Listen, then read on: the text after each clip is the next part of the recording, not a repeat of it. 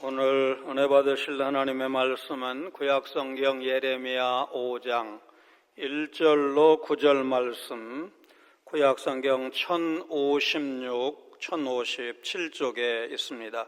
예레미야 5장 1절로 9절 한 목소리로 봉독하시겠습니다. 너희는 예루살렘 거리로 빨리 다니며 그 넓은 거리에서 찾아보고 알라. 너희가 만일 정의를 행하며 진리를 구하는 자를 한 사람이라도 찾으면 내가 이 성읍을 용서하리라. 그들이 여호와께서 살아계심을 두고 맹세할지라도 실상은 거짓 맹세니라. 여호와여, 주의 눈이 진리를 찾지 아니하시나이까? 주께서 그들을 치셨을지라도 그들이 아픈 줄을 알지 못하며 그들을 멸하셨을지라도 그들이 징계를 받지 아니하고 그들의 얼굴을 바위보다 굳게 하여 돌아오기를 싫어하므로 내가 말하기를 이 무리는 비천하고 어리석은 것뿐이라. 여호와의 길 자기 하나님의 법을 알지 못하니 내가 지도자들에게 가서 그들에게 말하리라. 그들은 여호와의 길 자기 하나님의 법을 안다 하였더니 그들도 일제히 멍에를 꺾고 결박을 끊은지라. 그러므로 수풀에서 나오는 사자가 그들을 죽이며 사막의 이리가 그들을 멸하며 표범이 성읍들을 엿본즉 그리로 나오는 자마다 찢기리니 이는 그들의 허물이 많고 반역이 심함이니이다. 내가 어찌 너를 용서하겠느냐? 내 자녀가 나를 버리고 신이 아닌 것들로 맹세하였으며 내가 그들을 배불리 먹인즉 그들이 간음하며 창기의 집에 허다히 모이며 그들은 두루 다니는 살진 수말같이 각기 이웃의 아내를 따르며 소리 지르는도다. 여호와의 말씀이니라. 내가 어찌 이 일들에 대하여 벌하지 아니하겠으며 내 마음이 이런 나라에 보복하지 않겠느냐. 아멘. 창세기 18장을 보면 아브라함은 아들 같은 조카 롯을 의식해서 소돔과 고모라를 위해서 하나님과 밀고 당기는 그런 장면을 우리가 기억하고 있습니다. 이 일보다 앞서서 아브라함은 자신을 방문한 손님들이 평범한 나그네가 아님을 알아차렸습니다. 고대 중근동 지역에서 이 손님을 환대하는 일은 널리 행해진 미풍양속이었고 오늘날에도 텔레비전 여러 가지 영상물을 통해서 저렇게 가난해도 목동들도 손님 대접을 잘하는구나 보고 있습니다. 의심할 바 없이 여호와를 경외하는 믿음의 사람 아브라함은 다른 사람 못지않게 정성스럽고 특별한 환대를 베풀었을 것입니다. 아브라함 부부의 극진한 대접을 받으신 여호와께서 아브라함이 창세기 15장 2절에 생각을 했던 다메섹 사람 엘리에셀이 아니라 늙은 아내 사라를 통해서 아들이 태어날 것을 창세기 18장 10절에서 다시 약속하십니다. 내년 이맘때 내가 반드시 내게로 돌아오리니 내 아내 사라에게 아들이 있으리라. 그런 다음 그 사람들이 일어나서 소돔성으로 향하고 아브라함이 전송하러 나가는데 그때 하나님은 아브라함에게 소돔과 고모라에 의인 50명이 있으면 멸망시키지 않겠다. 50명이 45명으로 40명으로 30명으로 20명으로 마지막에는 10명까지 32절을 보면 의인 10명이 있으면 멸망시키지 않겠다고 약속하셨습니다. 무려 6번이나 밀고 당기는 이 장면을 읽으면서 한 3번쯤 4번쯤 왔을 때 하나님이 짜증내시면 어떡하나 화를 내시면 어떠나 이런 상상을 한 적이 있습니다. 그러면서 혼날 각오하고 아브라함이 10명 이하로 좀 내려서 시도를 했으면 소돔성이 어떻게 되었을까 그런 생각도 해봤습니다. 아마 10명은 아브라함 입장에서 그래도 수많은 사람이 소돔과 고모라에 사는데 10명은 구할 수 있지 않겠나. 우선 자기 조카 롯의 가족이 4명이잖아요. 부부하고 딸 둘. 그런데 사위를 얘기할 때 예비 사위 들입니다. 들. 그러니까 정혼한 2명의 사위감이 있었기 때문에 6명. 그럼 4명만 찾으면 된다. 그런 생각을 하지 않았을까 싶습니다. 그래서 이 10명은 하나님의 공의와 아브라함의 중보기도가 만나는 최소한의 숫자다. 그렇게 말할 수 있을 것입니다. 많은 사람이 혼자 정의롭게 살아봤자 세상 변하지 않으니 적당히 타협하면서 사는 것이 지혜롭고 현실적이다. 그렇게 속삭입니다. 그러나 하나님은 다수가 아니라 소수의 의인을 주목하십니다. 한 사람의 의인을 보시고 그가 속한 공동체에 대한 심판을 처리하기도 하십니다. 오늘 본문을 통해서 의인 한 사람의 중요성을 우리가 상고하게 될 것입니다. 하나님은 창세기 18장에서 아브라함과 이 소돔 고모라 성의 멸망에 관한 담판을 했던 장면과 유사한 약속을 예레미야 선지자에게 하십니다. 그러나 당시 예루살렘에서 의인을 찾는 것은 소돔과 고모라 성에서 찾는 것보다 훨씬 더 어려웠습니다. 4장 31절 내가 소리를 들은즉 여인의 해산하는 소리 같고 초산하는 자의 고통하는 소리 같으니 이는 시온의 딸의 소리라. 그가 헐떡이며 그의 손을 펴고 이르기를 내게 화가 있도다. 죽이는 자로 말미암아 나의 심령이 피곤하도다 하신 말씀처럼 하나님은 시온의 딸 유다를 심판하기로 작정하셨습니다. 그러면 하나님의 본심은 무엇일까? 선민 예루살렘의 회개와 용서였습니다. 이렇게 자신 있게 말씀드릴 수 있는 것은 예레미야 애가 3장 22절, 32절, 33절 말씀 때문에 그렇습니다. 같이 읽습니다. 여호와의 인자와 긍휼이 무궁하심으로 우리가 진멸되지 아니함이니이다. 그가 비록 근심하게 하시나 그의 풍부한 인자하심에 따라 긍휼히 여기실 것임이라. 주께서 인생으로 고생하게 하시며 근심하게 하심은 본심이 아니시로다. 하나님은 예레미야 선지자에게 예루살렘의 정의를 행하며 진리를 구하는 자, 곧 의인이 한 사람이라도 있으면 예루살렘을 멸망시키지 않겠다고 말씀하십니다. 소돔의 구원은 의인 10명이 최종 조건이었는데 예루살렘은 단 한 사람의 의인만 찾으면 용서하시겠다는 것입니다. 창세기 18장에서는 의인을 찾아야 할 장소가 죄악이 가득한 소돔과 고모라였습니다. 19장 5절 하반절을 보면 우리가 그들을 상관하리라. 천사들이 남자의 모습으로 나타났고 이 소돔성 사람들이 그 남자들과 상관할 테니까 내놓으라고 이제 롯을 협박하는 모습을 볼 수가 있는데 일부러 영어 성경을 적어놨습니다. 우리말 성경은 우리가 그들을 상관하리라 그러면 남녀가 육체 관계를 맺음이라는 뜻도 있지만 대부분 상관하지 마, 남의 일 상관하지 마 이렇게 말할 때 그 상관을 많이 생각을 하기 때문에 이제 우리말 성경은 의역이 아님에도 불구하고 의역처럼 보이는 것이 사실입니다. 그러니까 이 소돔성은 동성애, 요즘 이슈가 되는 동성애가 만연했던 죄악이 관영한 도시였습니다. 이에 반해서 오늘 본문에서 의인을 찾는 곳은 어디입니까? 거룩한 성 예루살렘입니다. 시간적으로도 3장 6절에 유다왕 요시야가 과감한 개혁을 단행하고 우상을 파괴한 후였기 때문에 의를 행하는 사람이 있을 것으로 기대되는 상황이고 예레미야 선지자 당시에 예루살렘 사람 중에서 의인 한 사람을 찾을 수 없다는 것은 그만큼 그 시대의 예루살렘이 타락했다 그런 뜻입니다.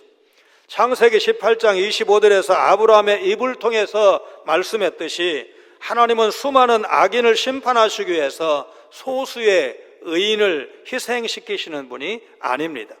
예수님은 마태복음 13장 29절에 가라지를 뽑다가 곡식까지 뽑을까 염려해서 추수 때까지 가라지도 놔두라고 말씀하시는 그런 분입니다.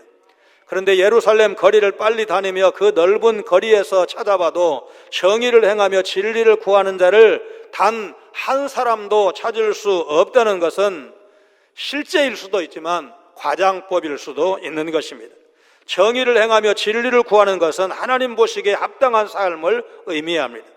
이스라엘 사회에서 정의를 행하는 것은 예레미야 7장 5절로 7절이 말씀한 대로 이방인과 고아, 과부를 압제하지 않는 것입니다. 우리 같이 읽습니다. 예레미야 7장 5절입니다. 너희가 만일 길과 행위를 참으로 바르게 하여 이웃들 사이에 정의를 행하며 이방인과 고아와 과부를 압제하지 아니하며 무죄한 자의 피를 이곳에서 흘리지 아니하며 다른 신들 뒤를 따라 화를 자초하지 아니하면 내가 너희를 이곳에 살게 하리니 곧 너희 조상에게 영원 무궁토록 준 땅이니라. 예레미야서는 이스라엘과 여호와 하나님 사이의 언약이 파괴된 현상의 하나로 이방인, 과부, 고아, 이 사회적 약자에게 정의가 실행되지 않고 있음을 지적하고 있는 것입니다. 진리를 구하는 것에서 진리는 거짓, 속임의 반대말로 견고함, 확고부동, 충실함, 믿음이 굳음 그런 뜻입니다. 따라서 진리를 구한다는 말은 확고부동하게 흔들림 없이 하나님과의 언약을 지키는 것을 말합니다. 특별히 이스라엘에서는 하나님께 전적으로 헌신된 사람으로 살아가는 것을 의미하는 것입니다. 정의를 행하며 진리를 구하는 자를 예루살렘 거리에서 찾으려는 예레미야 선지자의 시도는 헛된 수고가 되었습니다. 그는 예루살렘 거리에서 여호와의 이름을 빙자해서 거짓으로 맹세하는 그런 백성밖에는 만나지 못했던 것입니다. 여기 거짓은 속임, 거짓, 실망, 사기 이런 여러 가지 뜻이 있습니다. 따라서 거짓으로 맹세한다는 말은 신뢰를 저버리고 사실을 그대로 증언하지 않는 것을 의미합니다. 1절의 진리와 2절의 거짓이 아주 선명한 대조를 이루는데 이 두 단어에서 발견할 수 있는 공통점은 하나님과의 관계입니다. 진리를 구하는 것은 하나님과 맺은 관계가 흔들리지 않는 것이고 거짓 맹세를 하는 것은 여호와 하나님을 배신하는 행위입니다. 예루살렘 사람들은 여호와의 이름을 걸고 맹세를 하고서도 번번이 그 맹세를 어긴 것입니다. 시편에는 여호와는 의인을 감찰하신다 그렇게 말씀을 했고 다윗은 시편 34편 15절에 여호와의 눈은 의인을 향한다 그렇게 고백을 했습니다. 여기에 쓰인 의인이라는 말은 절대적 개념의 본질적 의인을 뜻하는 것이 아니라 상대적 개념이 강조되고 있다는 것을 우리가 기억해야 됩니다. 예를 들어서 창세기 6장 9절에 당대 완전한 자라고 소개된 노아나 욥기 1장 1절에 온전하고 정직하여 하나님을 경외하며 악에서 떠난 자로 인정이 된 욥도 복음 없이 구원받을 수 있는 절대적 의미의 의인이 아니라 그 시대의 의인이다. 그 시대에 죄악이 관영했던 그 시대에 다른 사람과 구별된 성도다 그런 뜻입니다. 신약에 나타나는 의인은 예수님의 십자가의 은혜 아래서 하나님의 판단에 의롭다고 간주함을 받는 법정적 개념이 강조되고 있습니다. 하나님은 믿음으로 사는 의인들을 통해서 예레미야 시대나 지금이나 악인들의 죄악과 부패를 책망하고 경고하십니다. 예루살렘에 한 명의 의인이 없어서 하나님도 어쩔 수 없이 심판하기로 하셨다는 것, 하나님을 예배하는 성전이 있는 거룩한 도시 예루살렘에 의인이 단 한 사람도 없다는 사실은 인간이 스스로 자신을 구원할 수 없다는 사실을 깨닫게 하는 말씀입니다. 로마서 3장 10절로 12절 말씀 같이 읽습니다. 기록된 바 의인은 없나니 하나도 없으며 깨닫는 자도 없고 하나님을 찾는 자도 없고 다 치우쳐 함께 무익하게 되고 선을 행하는 자는 없나니 하나도 없도다. 그런데 예루살렘 사람 중 여호와 하나님을 나는 믿지 않습니다, 그렇게 말하는 사람이 한 사람이라도 있을까? 아마도 한 명도 없을 것입니다. 2절에 실상은 거짓 맹세니라 이렇게 번역된 말씀의 본 뜻은 그들이, 예루살렘 백성들이 거짓이라는 이름을 가진 신을 대상으로 맹세를 한다는 것입니다. 하나님은 그들이 실상은 여호와의 살아계심이 아니라 거짓의 신을 두고 맹세하고 있다고 2절에서 말씀하십니다. 거룩한 성전이 있는 예루살렘 백성들의 영적 상황이 이러하다면 외형적 성장은 옛 이야기가 되어버리고 교단마다 내림세를 면치 못하고 있는 한국교회도, 우리도 깊이 성찰하고 주의 도우심을 구해야 할 것입니다. 하나님께서 저 수많은 교회가 있는 서울에서, 정읍 땅에서 의인 한 사람이라도 찾으면 내가 정읍을 용서하리라, 대한민국을 용서하리라, 그렇게 말씀하실 수도 있겠다. 말씀하실지 모른다는 생각을 우리가 해야 됩니다. 그래서 우리는 그 한 사람의 의인, 하나님이 찾으시는 한 사람의 의인이 되기 위해서 하나님 앞에 믿음으로 나아가야 한다. 여러분 믿으시기를 바랍니다. 3절로 6절 말씀은 1절, 2절 여호와의 말씀에 대한 선지자의 응답입니다. 정의를 행하며 진리를 구하는 자를 찾으려는 이 선지자의 시도는 헛수고가 되어버렸습니다. 그들의 죄로 인해서 여호와께서 그들을 내리치셨을 때 그들은 3절에 보니까 고통을 느끼거나 약해지지 않았다고 했습니다. 여호와께서 그들을 멸하셨을 때에도 그들은 여호와의 징계나 가르침을 거절했다고 했습니다. 도리어 그들의 얼굴은 바위보다 굳게 되어서 곧 뻔뻔스럽게도 여호와께 돌아오기를 거절했습니다.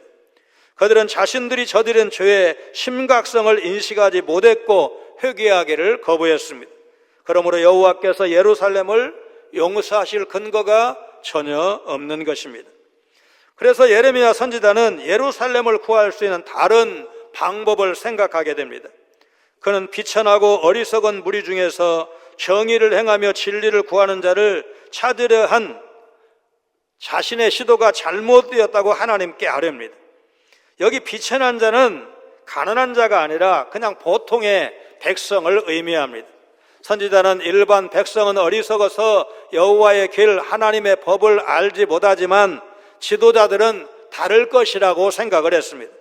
정의를 행하며 진리를 구하는 자를 지도자들 가운데서 찾는다면 찾을 수 있을 것이라고 판단을 한 것입니다. 그러나 선지자의 기대와는 다르게 지도자들고 일반 백성과 다르지 않았던 것이 금방 드러나는데 5절을 보니까 그들도 일제히 멍에를 꺾고 결박을 끊은지라. 여기 멍에와 결박은 2장 20절에 내 멍에와 내 결박과 마찬가지로 이스라엘과 하나님 사이의 언약 관계를 의미합니다. 예루살렘의 지도자들도 하나님과의 언약 관계를 마치 속박에서 벗어나는 것이 참 자유인 것처럼 생각하고 그 관계를 파괴해버리는 것입니다. 자신의 욕망대로 원하는 것은 무엇이든지 하면서 사는 것을 자유라고 말할 수 없습니다. 그것은 방종입니다. 만물보다 거짓되고 심히 부패한 것은 마음이라. 예레미야 17장 9절 말씀은 인간의 마음이 만물 가운데 가장 믿을 수 없는 것이라고 선언을 합니다. 당시의 유다 백성은 우상을 숭배하는데 익숙해져서 우상처럼 사고하고 우상처럼 사는 존재가 되어버렸습니다. 유다 백성은 우상 숭배로 영적 간음을 범했을 뿐만 아니라 육신의 정욕을 따라 육체적 음행도 저질렀던 것입니다. 과거 이스라엘이 시딤에서 모압 여자들과 음행하고 그들의 신을 섬김으로 바알볼에게 가담했을 때 민수기 25장 1절 이하의 말씀을 보면 연병으로 하루 만에 2만 4천 명이 죽임을 당했습니다. 하나님은 가나안 거민들이 음행과 우상 숭배로 땅을 더럽혔기에 그들을 벌하셨고 그 땅도 그들을 토해냈다고 말씀하셨습니다. 그리고 레위기 18장을 보면 이스라엘 민족에게 가증한 풍속을 하나라도 따름으로 스스로 더럽히지 말라 엄중 경고하셨습니다. 그러나 유대는 역사 속에서 하나님께서 보이신 우상 숭배와 음행에 대한 북이스라엘 멸망을 통해서 교훈을 받지 못했습니다. 예레미야는 하나님이 치셔도 아픈 줄 모르고 징계하셔도 회개할 줄 모르는 그들이 비천하고 어리석어 여호와의 길 하나님의 법을 알지 못한다 탄식하면서 맹수 같은 이방인 곧 바벨론 제국에게 곧 멸망당할 것을 경고했습니다. 유다 백성과 오늘 우리 시대의 한국교회 성도는 확연히 다르다고 자신 있게 말할 수 있겠습니까? 영원한 지옥 형벌을 받을 우리가 하나님의 은혜로 구원을 얻었다는 것은 영원히 하나님께 감사와 찬양을 올려드려야 할 충분한 이유가 된다고 믿습니다. 예루살렘이 멸망한 이유는 비천하고 어리석은 백성의 무지 때문이 아니라 지도자들의 타락 때문이었습니다. 그래서 오늘 한국교회와 성도는 나라의 지도자, 교계의 지도자들을 위해서 기도해야 하고 지도자가 하나님 앞에 바르게 서 있는지 살피면서 하나님 앞에 기도해야 됩니다. 국회 인사청문회와 국정감사를 통해서 우리 사회 엘리트들, 정부의 장차관들도 그리고 국회의원들도 엘리트들인데 그분들을 여러분 더 존경하게 되었습니까? 여러분 그 반대입니까?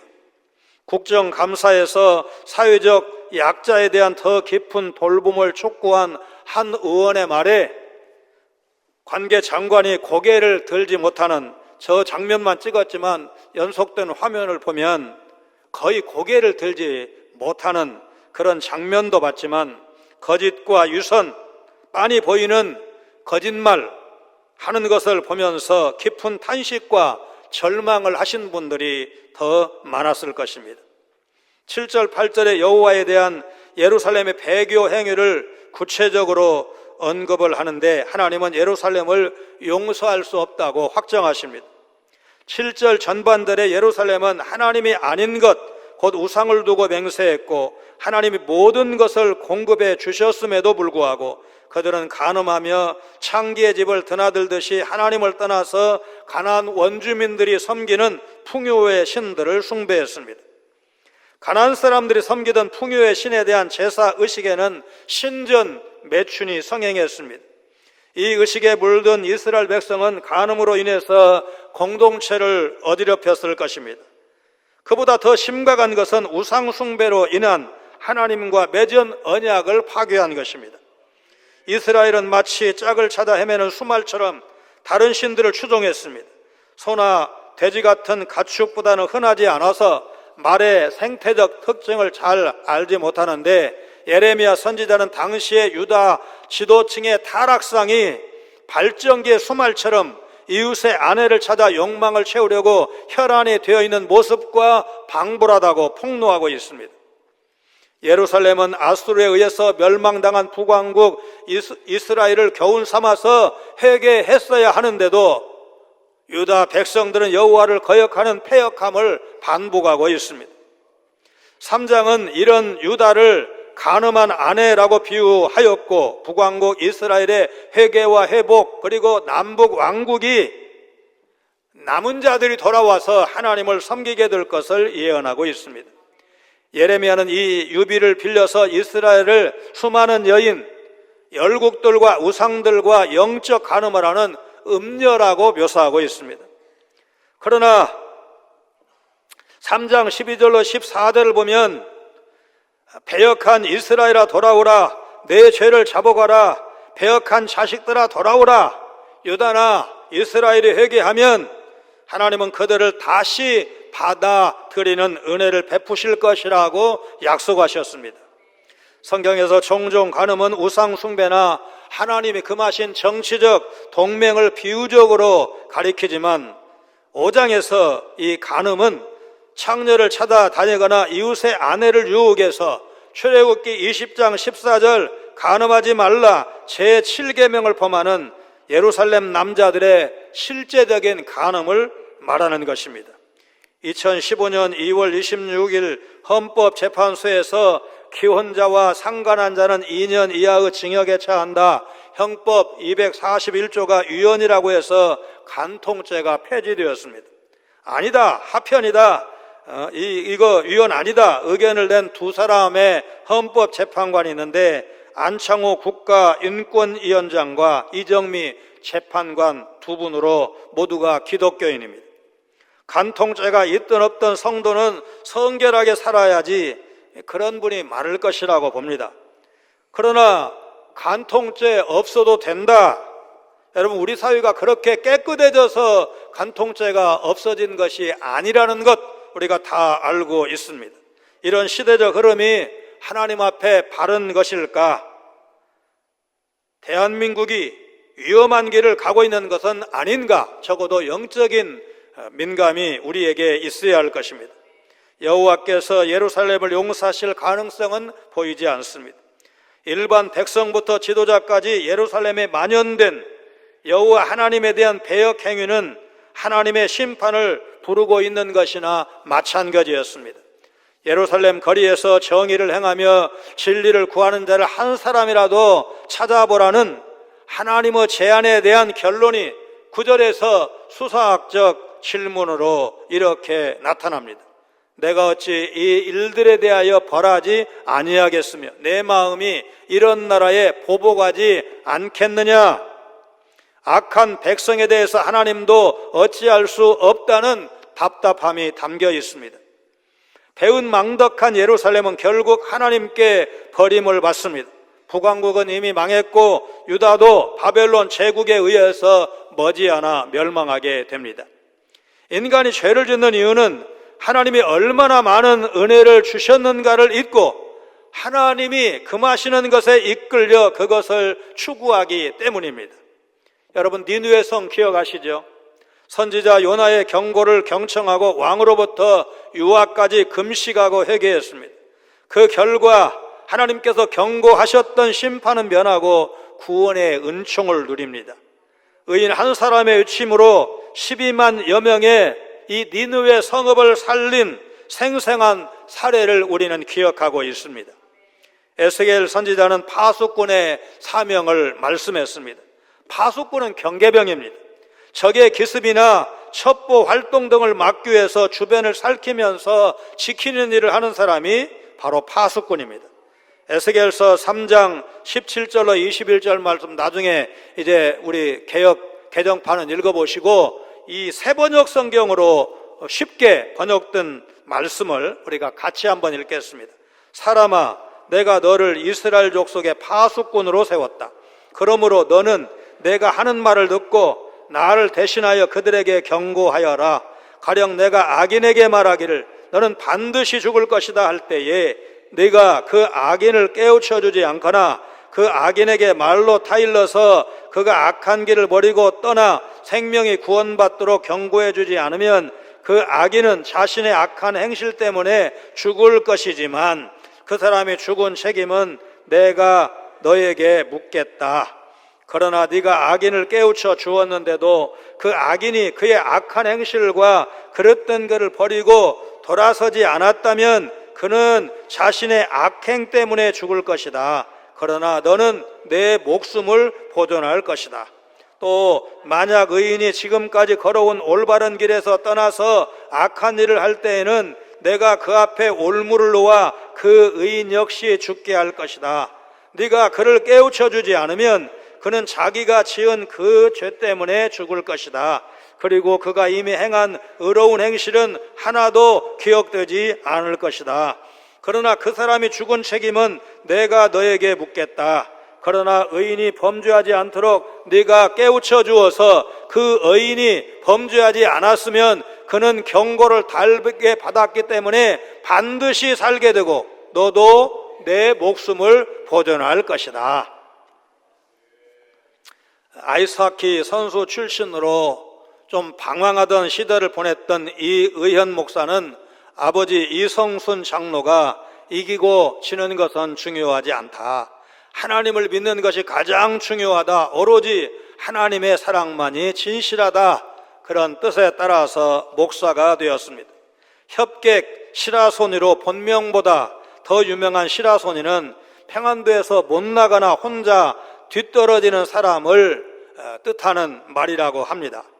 깊은 삼림에 사는 살쾡이와 비슷한 앞발보다 뒷발이 길며 귀가 크고 뾰족한 고양이과의 짐승 스라소니의 사투리쯤으로 여기는 사람들이 있는데, 그렇지 않고 나무에 잘 오르고 헤엄도 잘 치는 표범과 비슷하다고 해서 토표라고 부르기도 한답니다. 이성순 장로는 5녀 1남 6남매를 두었고, 그가 싸움꾼을 청산하고 신자가 되고 나중에 유명한 교회의 장로까지 된 데는 12살 어린 아내 이진옥의 진심 어린 기도와 전도가 있었습니다. 아내 바보라고 할 만큼 아내 사랑이 남달랐던 사람으로 알려져 있습니다. 어느 날 중학생 아들이 유지강에 대한 만화를 봤는데 그걸 말하자면 이성순 장로도 본 것입니다. 그러면서 그 만화의 내용이 사실이 아니라고 말하는 바람에 자기 아버지가 주목세계의 전설인 것을 알았다고 할 정도로 이 장로는 옛삶을 깨끗이 청산했던 것입니다. 우리는 불신자가 악행을 계속할 때에도 하나님의 심판이 있다는 사실을 전해야 하고, 의인이 혹시 악행에 빠져도 당신 그렇게 살면 안 돼, 하나님 앞에 설 때를 생각해야지 하나님의 심판을 경고해야 합니다. 우리는 하나님의 은혜에 얼마나 감사하고 하나님의 법도 안에 거하기 위해서 얼마나 노력하고 있습니까? 하나님은 우리에게 말로 할 수 없는 큰 은혜를 주셨습니다. 세계에서 가장 가난한 나라, 아무 소망이 없던 이 땅에 복음을 주셔서 하나님을 믿게 하셨고, 경제적인 번영은 물론 군사적, 문화적 강국이 되게 하셨습니다. 하나님께서 그 큰 은혜를 주셨음에도 불구하고 교회 출석률 떨어지고 우리 민족 다수는 여전히 하나님 아닌 헛된 것을 섬기고 있습니다. 국가 간 경제 발전 차이를 연구한 공으로 올해 노벨 경제학상 수상자로 결정된 아제모 울루 MIT 교수도 바람직한 제도에 기반해서 세계 역사상 가장 놀라운 경제적 성공을 이룬 나라라고 자기 이론의 증거로 대한민국을 제시할 정도로 큰 발전을 이루게 하셨습니다. 우리가 의인으로 이 땅에 서 있지 않다면, 복음을 모르는 이웃이 복음을 듣고도 돌아오지 않는다면 이 땅은 언제 하나님의 심판을 받을지 모릅니다. 성도된 우리가 하나님의 법도를 지키고 하나님 앞에 예배자로 바로 서야 하고, 나아가서 이 구원의 복음을 한 사람에게라도 더 전할 책임이, 파수꾼의 책임, 의인의 책임이 여러분과 저에게 있다는 사실 믿으시기를 주님의 이름으로 축원합니다. 거룩하신 하나님, 의인 10명이 없어서 멸망당한 소돔과 고모라의 비극을 잊지 않기를 원합니다. 거룩한 성 예루살렘에 정의를 행하며 진리를 구하는 의인 한 사람이 없어서 결국 바벨론 제국에 멸망당한 역사적 수치와 아픔을 기억하며, 의인은 없나니 하나도 없다는 말씀에도 불구하고 우리를 억만 가지 죄와 영원한 사망으로부터 구원하셔서 영광스러운 하나님의 자녀 삼아주신 것을 감사를 드립니다. 예수 그리스도의 십자가 공로 없이 우리가 구원받을 수 없었던 것을 기억하며 내가 받은 구원, 하나님 앞에 무한히 감사하며 찬양하는 삶을 살게 하여 주옵소서. 하나님께 가까이함이 나에게 복이라는 시편의 말씀을 기억하며 날마다 주께 나아가기를 힘쓰는 저희들 되게 하시고, 무엇보다 한 영혼을 구원하는 일에 앞장서는 복음의 증인 전도자로 살게 하여 주옵소서. 예수님 거룩하신 이름으로 간절히 기도하옵나이다. 아멘.